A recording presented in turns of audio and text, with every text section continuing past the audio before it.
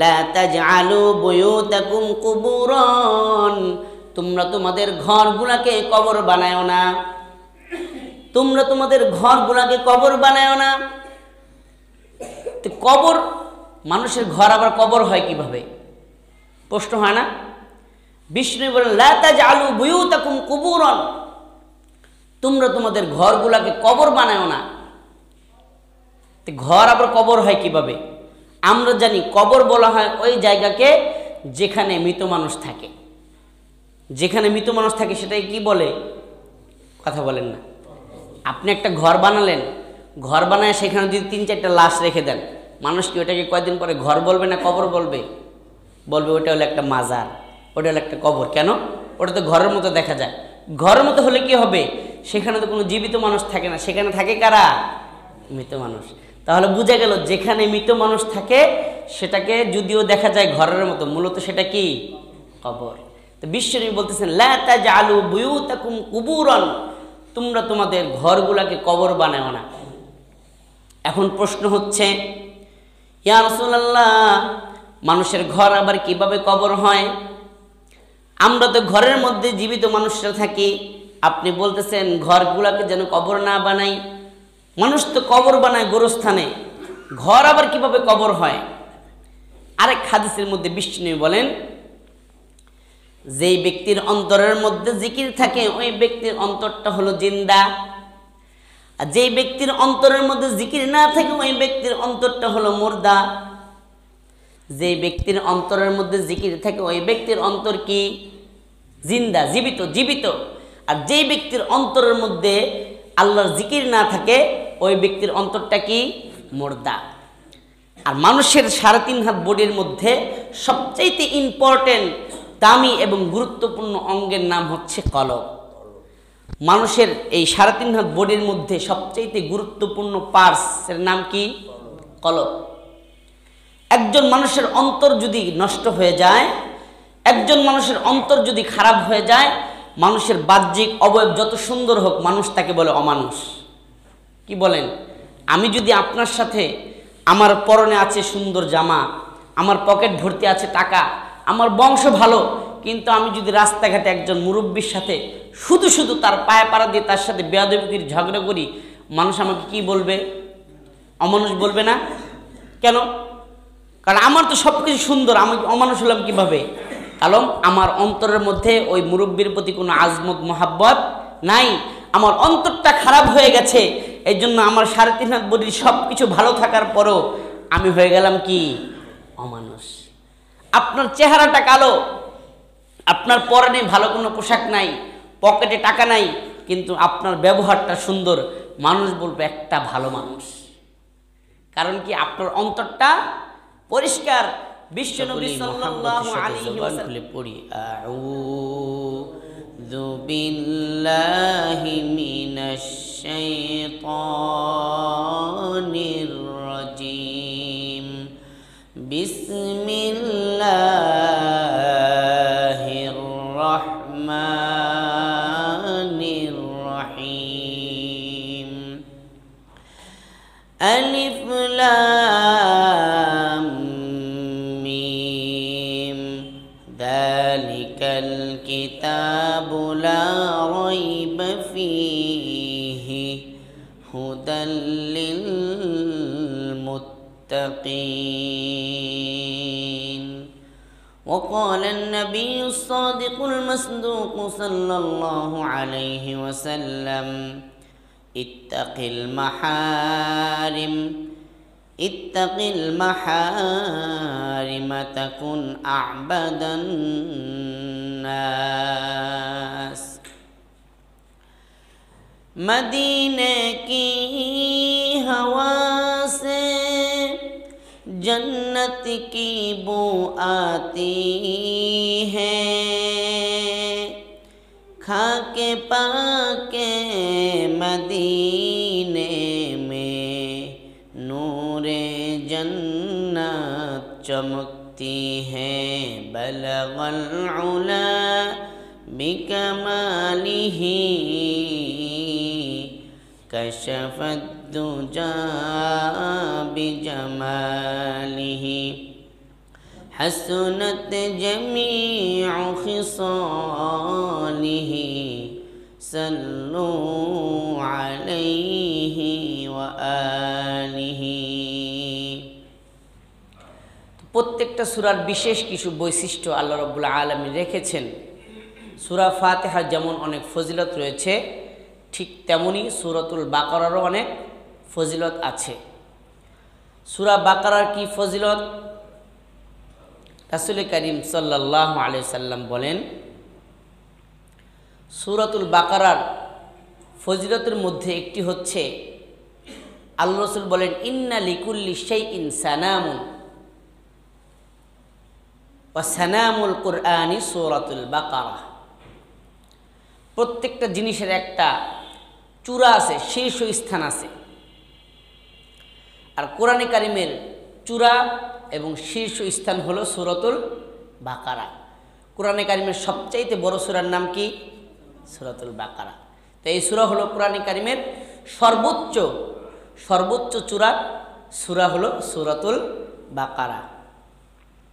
আল্লাহ রাব্বুল আলামিন যখন থেকে হযরত আদম আলাইহিস সালামকে সৃষ্টি করেছেন, তখনই এই আদমকে প্রতি পদে পদে ধ্বংস করার জন্য, প্রতি পদে পদে তাকে বিপদগামী করার জন্য আবির্ভাব হয়েছে ইবলিস শয়তানের। তো ইবলিস শয়তানকে আমরা দেখি? ইবলিস শয়তানকে আমরা চোখে দেখি? দেখি না। কিন্তু আল্লাহ বলেছেন, ইন্নাশ শাইতান লাকুম আদুউম মুবিন ফাত্তাখিযুহু আদুওয়া। শয়তান তোমাদের সুস্পষ্ট দুশমন, স্বঘোষিত দুশমন, সুতরাং তোমরা শয়তানকে দুশমন হিসেবেই বিবেচনা করো। তো শয়তান তো আমাদের দুশমন। কোনো ব্যক্তির সাথে যদি আমার কোনো দ্বন্দ্ব থাকে, কোনো ব্যক্তি যদি আমার দুশমন হয়, শত্রু হয়, তাহলে সবসময় ওই ব্যক্তির কাছ থেকে আমি দূরে থাকার চেষ্টা করি, তাকে এড়িয়ে চলার চেষ্টা করি। কি বলেন? আমি যদি জানি যে এই পথে আমার দুশমন দাঁড়িয়ে আছে রাত্রে, আমি কি একা একা এই পথে যাব নাকি অন্য পথ ঘুরে যাব? কারণ আমার জানা আছে এই পথে আমার দুশমন আছে, এই জন্য আমি এই পথ এড়িয়ে চলি। আমি যখন শত্রুকে চিনি তখন শত্রু থেকে আমি বেঁচে থাকি। কিন্তু শত্রুকে যদি আমি চিনি কিন্তু শত্রুকে যদি না দেখি, তাহলে শত্রুর হাত থেকে কীভাবে বাঁচব? আমি জানতেছি, আল্লাহ বলতেছেন শয়তান আমাদের প্রকাশ্য দুশমন, কিন্তু শয়তানকে আমি চিনি, কিন্তু শয়তানকে আমি দেখি না। শয়তানকে না দেখার কারণেই তো আজকে মানুষ এত পদে পদে ধোঁকা খায়। জুমার আজান, এই মসজিদে যখন আজান হয়েছে, এই মসজিদের আশেপাশের ঘরগুলিতে এই মসজিদের আজান পৌঁছছে না পৌঁছে নাই?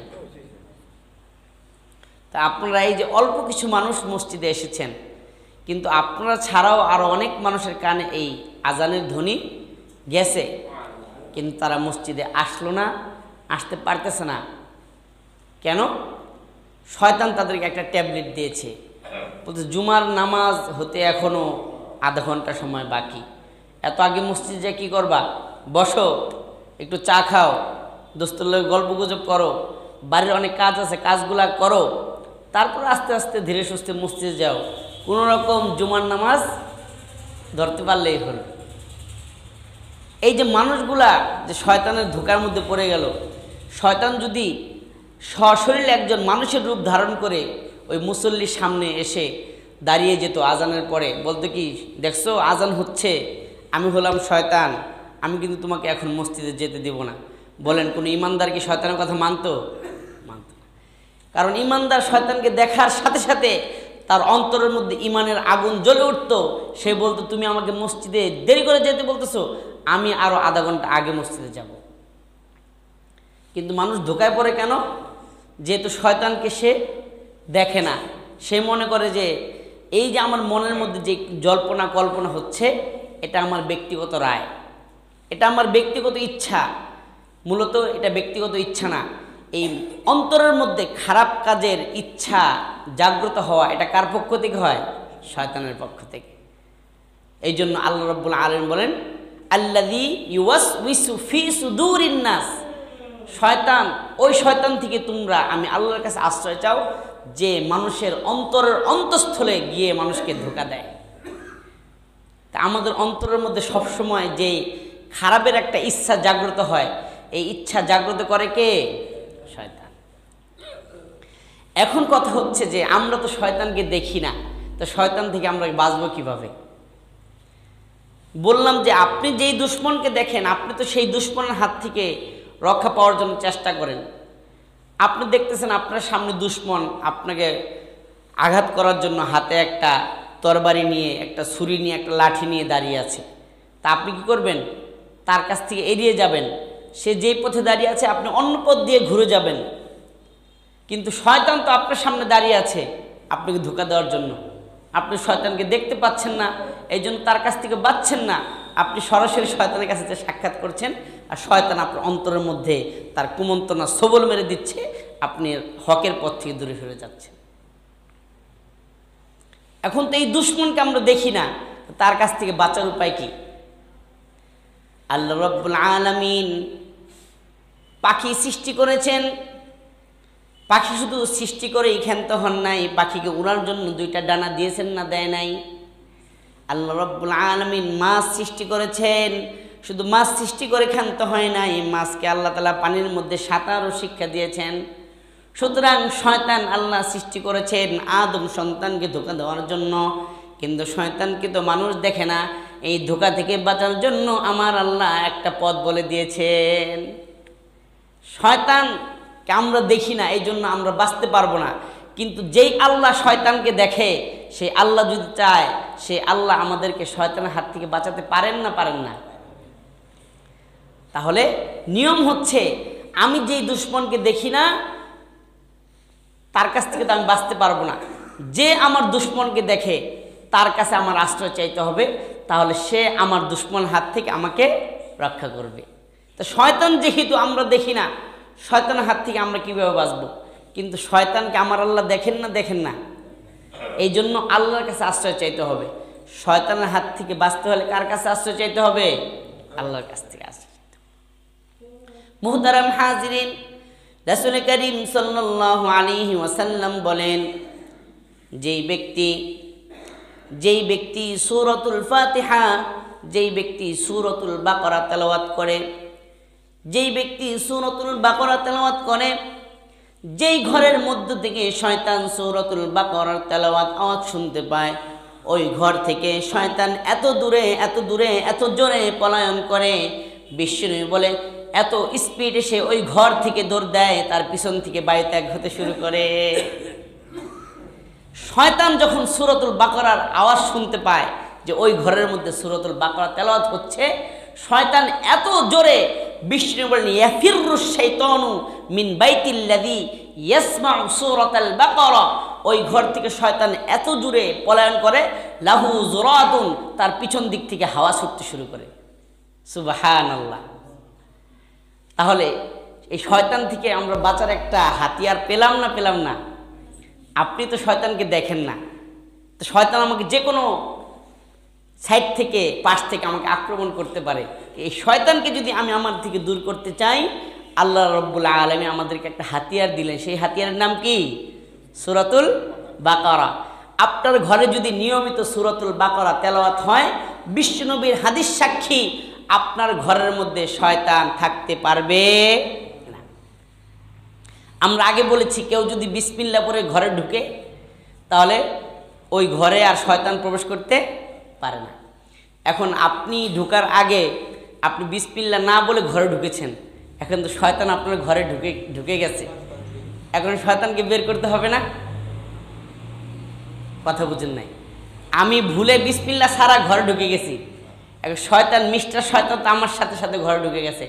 এবং সে মহা আনন্দে আত্মহারা হয়ে বলতেছে, লি ওয়ালাকুম মাবিতুন ওয়া আইশুন, আমার এবং তোমার জন্য, আমার শয়তানের দলবল যারা আছো, আজকে তোমাদের এই ঘরে খাওয়া এবং থাকার ব্যবস্থা হয়ে গেছে। সুবর্ণ সুযোগ, আজকে থেকে আমরা শীতের দিনে এই ঘরে থাকবো আর এই ঘরে খাবো।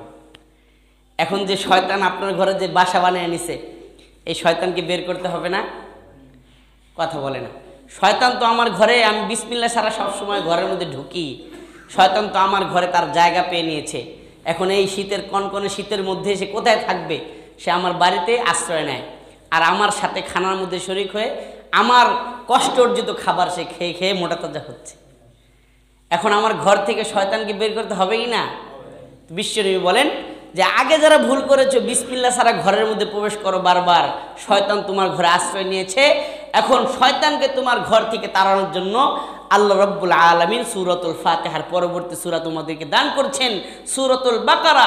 বিশ্বনবী বলেন যেই ঘরের মধ্যে সূরা বাকারা তেলাওয়াত হয় ওই ঘরের আশেপাশে শয়তান থাকতে পারে না। তাহলে আমরা যদি আমাদের ঘরে সূরাতুল বাকারা তেলাওয়াত করি, আমাদের ঘরকে শয়তান থেকে মুক্ত করবেন কে? আল্লাহ। মুহতারাম হাজিরিন, বিশ্বনবী আরো বলেন লা তাজআলু বুয়ুতাকুম কুবুরান, তোমরা তোমাদের ঘরগুলোকে কবর বানায়ো না, তোমরা তোমাদের ঘরগুলোকে কবর বানায়ো না। তো কবর, মানুষের ঘর আবার কবর হয় কিভাবে? প্রশ্ন হয় না? বিষ্ণু বলেন লা তাজআলু বুয়ুতাকুম কুবুরান, তোমরা তোমাদের ঘরগুলোকে কবর বানায়ো না। তো ঘর আবার কবর হয় কিভাবে? আমরা জানি কবর বলা হয় ওই জায়গাকে যেখানে মৃত মানুষ থাকে। যেখানে মৃত মানুষ থাকে সেটাকে কি বলে? কথা বলেন না। আপনি একটা ঘর বানালেন, ঘর বানায় সেখানে যদি 3-4টা লাশ রেখে দেন, মানুষ কি ওটাকে কয়েকদিন পরে ঘর বলবে না কবর বলবে? বলবে ওটা হলো একটা মাজার, ওটা হলো একটা কবর। কেন? ওটা তো ঘরের মতো দেখা যায়। ঘরের মতো হলে কি হবে? সেখানে তো কোনো জীবিত মানুষ থাকে না, সেখানে থাকে কারা? মৃত মানুষ। তাহলে বুঝা গেল যেখানে মৃত মানুষ থাকে সেটাকে যদিও দেখা যায় ঘরের মতো, মূলত সেটা কি? কবর। তো বিশ্বনবী বলতেছেন লা তাজআলু বুয়ুতাকুম কুবুরান, তোমরা তোমাদের ঘরগুলোকে কবর বানাও না। এখন প্রশ্ন হচ্ছে ইয়া রাসূলুল্লাহ, মানুষের ঘর আবার কিভাবে কবর হয়? আমরা তো ঘরের মধ্যে জীবিত মানুষরা থাকি, আপনি বলতেছেন ঘরগুলোকে যেন কবর না বানাই। মানুষ তো কবর বানায় গোরস্থানে, ঘর আবার কিভাবে কবর হয়? আরেক হাদিসের মধ্যে বিষ্ণু বলেন যেই ব্যক্তির অন্তরের মধ্যে জিকির থাকে ওই ব্যক্তির অন্তরটা হলো জিন্দা, আর যেই ব্যক্তির অন্তরের মধ্যে জিকির না থাকে ওই ব্যক্তির অন্তরটা হলো মুর্দা। যেই ব্যক্তির অন্তরের মধ্যে জিকির থাকে ওই ব্যক্তির অন্তর কি? জিন্দা, জীবিত, জীবিত। আর যেই ব্যক্তির অন্তরের মধ্যে আল্লাহর জিকির না থাকে ওই ব্যক্তির অন্তরটা কি? মুর্দা। আর মানুষের 3.5 হাত বডির মধ্যে সবচাইতে ইম্পর্টেন্ট, দামি এবং গুরুত্বপূর্ণ অঙ্গের নাম হচ্ছে কলব। মানুষের এই 3.5 হাত বডির মধ্যে সবচাইতে গুরুত্বপূর্ণ পার্টসের নাম কি? কলব। একজন মানুষের অন্তর যদি নষ্ট হয়ে যায়, একজন মানুষের অন্তর যদি খারাপ হয়ে যায়, মানুষের বাহ্যিক অবয়ব যত সুন্দর হোক, মানুষ তাকে বলে অমানুষ। কি বলেন? আমি যদি আপনার সাথে, আমার পরনে আছে সুন্দর জামা, আমার পকেট ভর্তি আছে টাকা, আমার বংশ ভালো, কিন্তু আমি যদি রাস্তাঘাটে একজন মুরব্বীর সাথে শুধু শুধু তার পায়ে পাড়া দিয়ে তার সাথে বেয়াদবির ঝগড়া করি, মানুষ আমাকে কি বলবে? অমানুষ বলবে না? কেন? কারণ আমার তো সব কিছু সুন্দর, আমি অমানুষ হলাম কিভাবে? কারণ আমার অন্তরের মধ্যে ওই মুরব্বীর প্রতি কোনো আজমত মহাব্বত নাই, আমার অন্তরটা খারাপ হয়ে গেছে। এই জন্য আমার 3.5 হাত বডির সব কিছু ভালো থাকার পরও আমি হয়ে গেলাম কি? অমানুষ। আপনার চেহারাটা কালো, আপনার পরনে ভালো কোনো পোশাক নাই, পকেটে টাকা নাই, কিন্তু আপনার ব্যবহারটা সুন্দর, মানুষ বলবে একটা ভালো মানুষ। কারণ কি? আপনার অন্তরটা পরিষ্কার। বিশ্বনবী সাল্লাল্লাহু আলাইহি ওয়াসাল্লাম ঘোষণা করেন আলা ইন্না ফিল জাসাদি মুযগা, শোনো শোনো আমার উম্মতেরা, মানুষের শরীরের মধ্যে একটা অংশ আছে, মানুষের শরীরের মধ্যে একটা গোস্তের টুকরা আছে। ইদা সলুহা সলুহাল জাসাদু কুল্লু, যখন ওই গোস্তের টুকরাটা ভালো হয়ে যায়, যখন ওই গোস্তের টুকরাটা পরিশুদ্ধ হয়ে যায়, তখন মানুষের 3.5 হাত বডিটাই ভালো হয়ে যায়। ওয়া ইদা ফাসাদা ফাসাদাল জাসাদু কুল্লু, আর যখন ওই গোস্তের টুকরাটা নষ্ট হয়ে যায়, খারাপ হয়ে যায়, মানুষের 3.5 হাত বডি পুরাটাই খারাপ হয়ে যায়। বিশ্বনবী বলেন শোনো শোনো, ওই অঙ্গের নাম কি? আলা ওয়াহিয়াল কলবু, ওই অঙ্গের নাম হলো তোমাদের অন্তর। তার শরীরের মধ্যে সবচাইতে দামি অঙ্গের নাম কি? অন্তর, কলব। বিশ্বনবী সেই দিকে ইঙ্গিত করে বলছেন, যখন তুমি ঘরের মধ্যে থাকো, তুমি আলিশান ঘর বানিয়েছো, বিল্ডিং বানিয়েছো, কিন্তু তোমার অন্তরের মধ্যে আল্লাহর জিকির নাই, তোমার ঘরের মধ্যে কোরআন তেলাওয়াত নাই, তোমার ঘরটা অনেক সুন্দর ঠিক, কিন্তু তোমার অন্তরের মধ্যে যেহেতু কোরআন তেলাওয়াত নাই, আল্লাহর জিকির নাই, আমি রাসূল ঘোষণা দিচ্ছি তোমার অন্তরটা হলো মরা। তোমার অন্তরটা কি? মরা। আর মরা মানুষ যেখানেই থাকে সেই ঘরটাকে বলা হয় কি? কবর। মরা মানুষ যেখানে থাকে সেই ঘরকে কি বলা হয়? কবর। সুতরাং বিশ্বনবীর এই হাদিসের দ্বারা স্পষ্ট কথা হচ্ছে, আল্লাহ রাসূল বলতেছেন, লা তাজআলু বুয়ুতাকুম কুবুরান, তোমরা তোমাদের ঘরগুলোকে কবর বানাও না। মানে হচ্ছে তোমাদের ঘরগুলো যেন কোরআন তেলাওয়াত থেকে খালি না হয়। তোমাদের ঘরের মধ্যে যখন কোরআন তেলাওয়াত থাকবে না, কোরআনের আওয়াজ থাকবে না, তোমাদের ঘরগুলো যতই সুন্দর হোক না কেন, এটা আল্লাহর রেজিস্ট্রি খাতায় কবর হিসাবে গণ্য হবে। নাউজুবিল্লাহ। মুহতারাম হাজিরিন, তাহলে আগের দিকে দেখা যেত ফজরের পরে যদি রাস্তা দিয়ে বের হতেন, দেখা যেত ময় মুরব্বী মায়েরা, বাবারা ঘরের মধ্যে কোরআন তেলাওয়াত করতো, কোরআন থেকে কোরআনের গুনগুন গুনগুন শব্দ আসতো, ঠিক কি না? কিন্তু বর্তমান কি এই আওয়াজ পাওয়া যায়? এখন গ্রামগঞ্জের চিত্র হলো এটা, সকাল 8টা 9টা 10টা বাজে ঘুমের থেকে উঠে গ্রামের মা চাচিরা। তো মুহতারাম হাজিরিন, তো বিশ্বনবী যেই কথা আমাদেরকে নিষেধ করলেন, লা তাজআলু বুয়ুতাকুম কুবুরান, তোমরা তোমাদের ঘরগুলাকে কবর বানাও না। আমাদের ঘরগুলাকে বর্তমান কবর হয়েছে না হয় নাই? কবর হয়ে গেছে, অলরেডি কবর হয়ে গেছে। আমাদের সন্তানেরা অধিকাংশ কোরআন তেলাওয়াত জানেই না। দুই একটা কোরআন শরীফ দাদিরা, ময় মুরব্বীরা যারা রেখে গেছে, ওই আলমারির উপরে ছিঁড়া একটা তেনা দিয়া পেঁচায়া কোনোরকম রেখে দেয়। আর আমাদের মধ্যে যারা কোরআন তেলাওয়াত শিখেছে, তারা আবার কি করে, শুধু কোরআন তেলাওয়াতটা রমজান মাসের জন্য খাস, রমজান মাস আসলে ওই কোণা থেকে কোরআন শরীফটা বের করে একটু মুছে তেলাওয়াত করে, আবার রমজান চলে গেলে কোরআন বন্ধ করে আবার রেখে দেয়। তাহলে আপনার ঘর হলো 11 মাস কবর, আর 1 মাস জন্য ঘর। 11 মাসের জন্য আপনার ঘরটা কবর হয়ে যাচ্ছে, আর 1 মাসের জন্য আপনার ঘরটা ঘর হিসাবে আল্লাহর দরবারে পরিচিত হচ্ছে। তাহলে আমরা কি আমাদের ঘরগুলো কি কবর বানাতে চাই না ঘর বানাতে চাই? যদি ঘর বানাতে চাই তাহলে কি করতে হবে? আমাদের ঘরের মধ্যে কোরআন তেলাওয়াত চালু করতে হবে। মুআজ্জাজ হাজিরিন, এই সূরাতুল বাকারার একটা ফজিলত হচ্ছে, যেই ঘরের মধ্যে কোরআন তেলাওয়াত করা হবে ওই ঘরের মধ্যে শয়তান প্রবেশ করতে পারবে না। যেই ঘরের মধ্যে সূরা বাকারা তেলাওয়াত করা হয় ওই ঘর থেকে শয়তান এত জোরে পলায়ন করে, আল্লাহ রাসূল বলেন লাহু জুরাতুন, তার পিছন দিক থেকে বায়ু ত্যাগ হতে শুরু করে। সুবহানাল্লাহ। আজকে আমাদের বাচ্চারা আমাদের কথা শোনে না, আমাদের পরিবার আমার কথা শোনে না। কিভাবে শুনবে?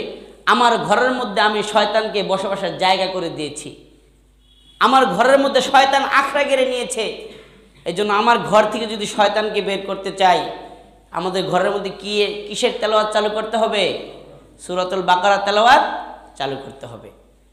মুআজ্জাজ হাজিরিন, বিশ্বনবী সাল্লাল্লাহু আলাইহি ওয়াসাল্লাম বলেন, যেই ব্যক্তির ঘরের মধ্যে সূরাতুল বাকারা, যেই ব্যক্তির ঘরের মধ্যে সূরাতুল বাকারা দিনের বেলা তেলাওয়াত করা হয়, সারা দিন সন্ধ্যা পর্যন্ত ওই ব্যক্তির ঘরের আশেপাশে শয়তান ঘেঁষতে পারে না। যেই ব্যক্তির ঘরের মধ্যে সূরাতুল বাকারা সন্ধ্যার সময় তেলাওয়াত করা হয়, সারা রাত্রে ওই ঘরের মধ্যে শয়তান যেতে পারে না। বিশ্বনবী আরো বলেন, সূরাতুল বাকারার 10টি আয়াত। সূরাতুল বাকারার কয়টি আয়াত? 10টি আয়াত। সূরাতুল বাকারার প্রথম 4টি আয়াত এবং আয়াতুল কুরসি তার সাথের পরবর্তী আরো 2 আয়াত এবং সূরাতুল বাকারার শেষ 3 আয়াত। এই 10 আয়াত যেই ব্যক্তি তেলাওয়াত করবে, বিষ্ণু বলেন যেই ব্যক্তি সূরাতুল বাকারার এই 10টি আয়াত তেলাওয়াত করবে, বিষ্ণু বলে 3 দিন 3 রাত পর্যন্ত ওই ঘরের আশেপাশে ইবলিস শয়তান ঘেঁষতে পারবে না। সুবহানাল্লাহ। তো মুআজ্জাজ হাজিরিন, আমরা তো শয়তানকে দেখতে পাই না, তো শয়তান থেকে বাঁচার উপায় কি? আল্লাহ তাআলা আমাদেরকে স্টেপ বাই স্টেপ বলে দিচ্ছে যে শয়তানকে তোমরা দেখতে পাও না, এই জন্য তোমরা শয়তানের হাত থেকে বাঁচতে পারবে না। কিন্তু যেই রব, যেই আল্লাহ, যেই মহান সত্তা শয়তানকে দেখতে পায়, তার কাছে যদি তোমরা শয়তানের কাছ থেকে আশ্রয় চাও, আমি আল্লাহ তোমাদেরকে শয়তান থেকে আশ্রয় দিয়ে দিব। মুআজ্জাজ হাজিরিন, তাহলে আমাদের ঘরের মধ্যে সূরা বাকারার তেলাওয়াত চালু করার দরকার আছে না নাই? আমরা যারা কোরআন তেলাওয়াত পারি, আমরা নিয়মিত ইনশাল্লাহ কমপক্ষে সূরা বাকারার 10 আয়াত, সূরা বাকারার প্রথম 4 আয়াত, আয়াতুল কুরসি এবং তার সাথে সাথে 2 আয়াত এবং সূরা বাকারার শেষ 3 আয়াত, আমরা যদি এই 10টি আয়াত নিয়মিত তেলাওয়াত করি, আল্লাহ চাহেন তো আমাদের ঘরের সন্তান সন্ততি, আমাদের পরিবার, কারো কাছে শয়তান ঘেঁষতে পারবে না, শয়তান তাদেরকে কোনো অস্পশা দিতে পারবে না। অনেক সময় দেখা যায় আমাদের ঘরের সন্তানদেরকে শয়তানে অস্পশা দেয় এবং শয়তান তাদের উপর ভর করে, খারাপ জিন্নাত তাদের উপর আসর করে, তাদের ব্রেন নষ্ট করে ফেলে। অনেক সময় আমরা হুজুরদের কাছে নিয়ে আসি, হুজুর ছেলেটা কাঁদতেছে, মেয়েটা কাঁদতেছে, সারা রাত ঘুমাতে দেয় না, যে বিভিন্ন সমস্যা, এগুলা কারা করে? এই খারাপ জিন্নাত শয়তানরা করে। তা আপনি যদি আপনার ঘরের মধ্যে সূরা বাকারার আমল চালু করেন, আল্লাহ রাসূলের হাদিস প্রমাণ করে আপনার সন্তান সন্ততির কাছ থেকে শয়তান দূরে থাকবে, আপনার সন্তানদেরকে শয়তান আর ডিস্টার্ব করতে পারবে না। তাহলে আমরা তো শয়তানকে দেখি না, তো শয়তানের হাত থেকে বাঁচার জন্য আল্লাহ যেই পদ্ধতি বললেন সেই পদ্ধতিতে আমরা অবলম্বন করতে হবে। কি বলেন? আমরা তো শয়তানকে দেখি না, আপনি চাইলেই তো শয়তানকে, আপনি একটা তরবারি নিয়ে রাখলেন যে সারা রাত্র ভরে আপনি বসে আছেন যে আমার ঘরের সামনে শয়তান আসলেই একটা কোপ দিব। তো শয়তান কখন কোন পাশ দিয়ে আপনার ঘরের মধ্যে ঢুকবে আপনি টের পাবেন? কারণ শয়তানকে তো আমি দেখি না। শয়তানকে যে আল্লাহ দেখে, সেই আল্লাহ যেই পদ্ধতিতে শয়তান খেদানোর কথা বলেছে, সেই পদ্ধতি আমাকে অবলম্বন করতে হবে।